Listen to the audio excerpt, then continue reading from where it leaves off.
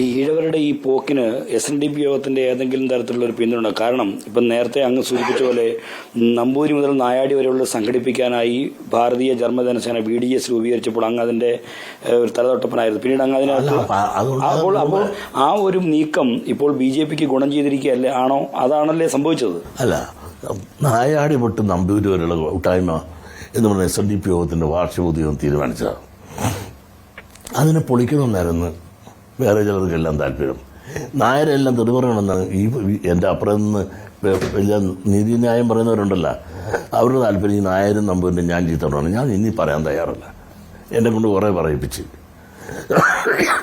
ഇവിടെ നായാടി തൊട്ട് നമ്പൂരിവരുടെ ഐക്യം ഇവിടെ കേരളത്തെ അനിവാര്യമാണെന്ന് പറഞ്ഞ് ബാക്കിയുള്ളവരുടെ അധികാരം പിടിച്ചെടുക്കാനല്ല, ഒരു സാമൂഹ്യ നീതിക്ക് വേണ്ടിയിട്ട്. ആ സാമൂഹ്യ നീതിക്ക് വേണ്ടി പ്രവർത്തിച്ചപ്പോൾ ഒരു പാർട്ടിക്കെതിരല്ല, ഒരു പാർട്ടിക്ക് അനുകൂലവുമല്ല. അത് അവരവരുടെ സ്വതന്ത്രമായിട്ട്. SNDP യോഗത്തിൻ്റെ രാഷ്ട്രീയ അഭിപ്രായം ഞങ്ങളുടെ കൂട്ടത്തിൽ എല്ലാ രാഷ്ട്രീയക്കാരും ഉണ്ട്. BJPക്കാരുണ്ട്, നാക്സലുണ്ട്, കേരള കോൺഗ്രസിനും എല്ലാം ഉണ്ട്. എൻ്റെ ഭാര്യ ഒന്നൊരു സമ്മേളനത്തിൽ പോയി എന്നുള്ള സത്യമാണ്. അതുകൊണ്ട് SNDPക്കാരൻ എന്ന നിലയിൽ ഞാൻ ഒരു കാര്യത്തിനും BJPക്കാർക്ക് കൊണ്ട് പ്രചരണത്തിൽ പോയിട്ടില്ല. അത് പോകാനുള്ള ഒരു ഉദ്ദേശവും തൽക്കാലമില്ല. പക്ഷേ BJPക്കാരിവിടെ വരും, കോൺഗ്രസ്സുകാരിവിടെ വരും, അതോടെ കമ്മ്യൂണിസ്റ്റുകാർ വരും, ഞാനത് കേൾക്കും.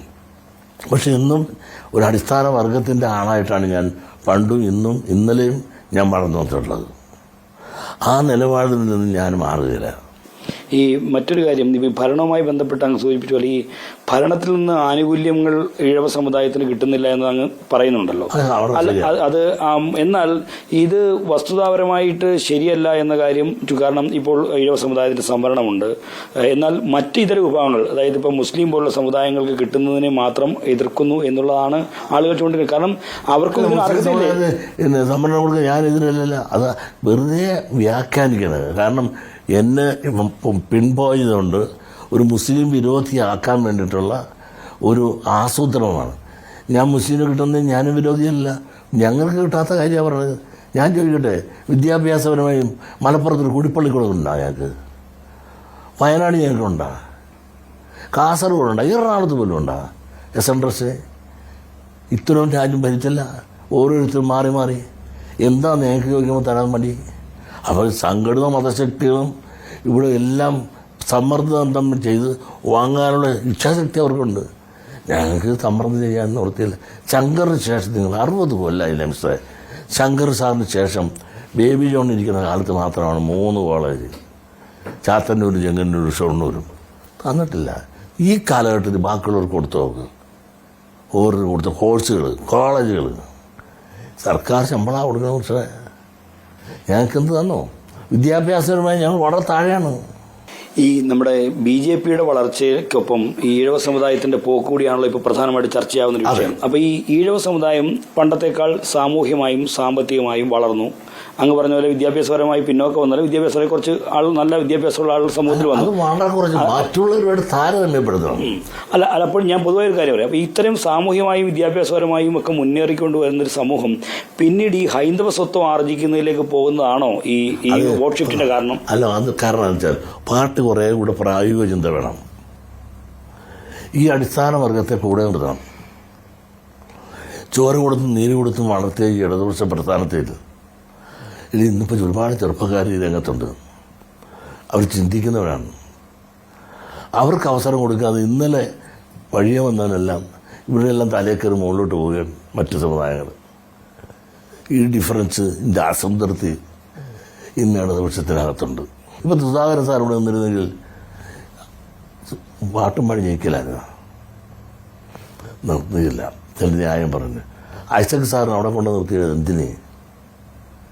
അതിനുപോലെ അതിൻ്റെ പുറകെ ആളുണ്ടായിരുന്നു. ജയിച്ച 2 സീറ്റുകളുടെ ആലോചന കുറവുകൊണ്ട് പോയാണെന്ന് എനിക്ക് തോന്നുന്നു.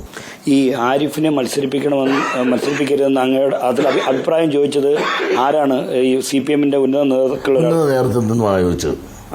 എന്നാലും പേര് വെളിപ്പെടുത്താൻ ഞാൻ ചെയ്യണം ചെയ്തില്ല. പാർട്ടിയുടെ സെക്രട്ടേറിയറ്റ് മെമ്പറാണ്, ചെറിയ ആളല്ല. പാർട്ടിയുടെ സെക്രട്ടേറിയറ്റ് മെമ്പർ വന്നാൽ നമുക്കിവിടെ ആരെ നിർത്തി മത്സരിപ്പിക്കണം എന്നുള്ള അഭിപ്രായങ്ങൾ കൊടുത്തു.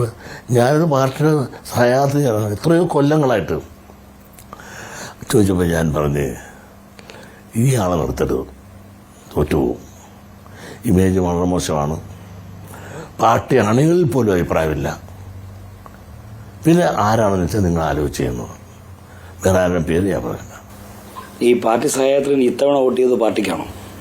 അത് ഞാൻ നിങ്ങൾ പറയണ ശരിയാണ്. അത് രഹസ്യമായി ചെയ്യുന്നൊരു കാര്യം ഞാൻ പരസ്യമായി പറയുന്നൊരു കൗതുകം കൊണ്ട് ചോദിച്ചത്. ആ കൗതുകം നമ്മുടെ ചർച്ച ചെയ്യണ്ട. അത് പബ്ലിക്കിനെ അറിയിക്കാൻ പാടില്ല. അതുകൊണ്ടല്ലേ രഹസ്യമായിട്ട് സമ്പ്രദായം. ഈ പൊതുവിൽ അപ്പോൾ ഈ മുസ്ലിം പ്രീണനവുമായി ബന്ധപ്പെട്ട് ഉയരുന്ന വിമർശനങ്ങൾ ഈ കാര്യങ്ങൾ മനസ്സിലാക്കാതെയാണെന്നാണോ അങ്ങ് പറഞ്ഞ് വീണ്ടും? മുസ്ലിം പ്രീണനം മാത്രമല്ല, ന്യൂനപക്ഷ പ്രീണനം. മാണി സാറിൻ്റെ മോനെ ആരാക്കി? അത് സ്വന്തം സാക്രിഫൈസ് അല്ലേ ഇടതുപക്ഷം. CPM സാക്രിഫൈസ് അല്ലേ ഒരു സീറ്റ് അങ്ങോട്ട് കൊടുത്തത്. മുസ്ലിം മാത്രം എന്തിനാ പറഞ്ഞത്? ഈ കേരള കോൺഗ്രസിനെ തോറ്റു തുന്നം പാടില്ലേ? അവനെ ജയിപ്പിച്ചില്ലേ? അവരുടെ പ്രവൃത്തി ദോഷമല്ലേ? ആ MLA ആ MP എന്താ നോക്കാൻ കാരണം? ആ പ്രദേശത്ത് MP ഫണ്ട് കിട്ടിയപ്പോൾ പോലെ ആർക്കാ കൊടുത്ത് നിങ്ങൾ വിവരാവകാശം വഴി എടുത്തു നോക്ക്. പക്ഷെ അവരും ഒരു ഘടകകക്ഷിപ്പെട്ട ആളെന്ന നിലയിൽ CPM വലിയ ത്യാഗമല്ല കാണിച്ചത്. വളരെ സാക്രിഫൈസ് ഇല്ലേ? അവർക്കുള്ള സീറ്റ് പോലും മറ്റാൾ നിലനിർത്താൻ വേണ്ടി കൊടുത്തില്ലേ? ഇങ്ങനെ എന്നും കൊടുക്കുന്ന ഒരു ധർമ്മപുത്രനായിട്ട് ഇരുന്നാൽ മതി ഇടതുപക്ഷ പ്രസ്ഥാനം. അങ്ങനെ ധർമ്മപുത്രനായിട്ട് ഇരുന്നിരുന്നിരുന്ന് അവസാനം ധർമ്മക്കാരനായി പോകല്ലേ? ഈ അടിസ്ഥാന വർഗത്തിന് കൊടുക്കാൻ അവരുടെ പിന്നെ ഒന്നുമില്ലാതെ പോകല്ലേ? അവർക്കും കൊടുക്കാൻ അവരുടെ കൈ വിഭവങ്ങൾ ഉണ്ടാകണ്ടേ?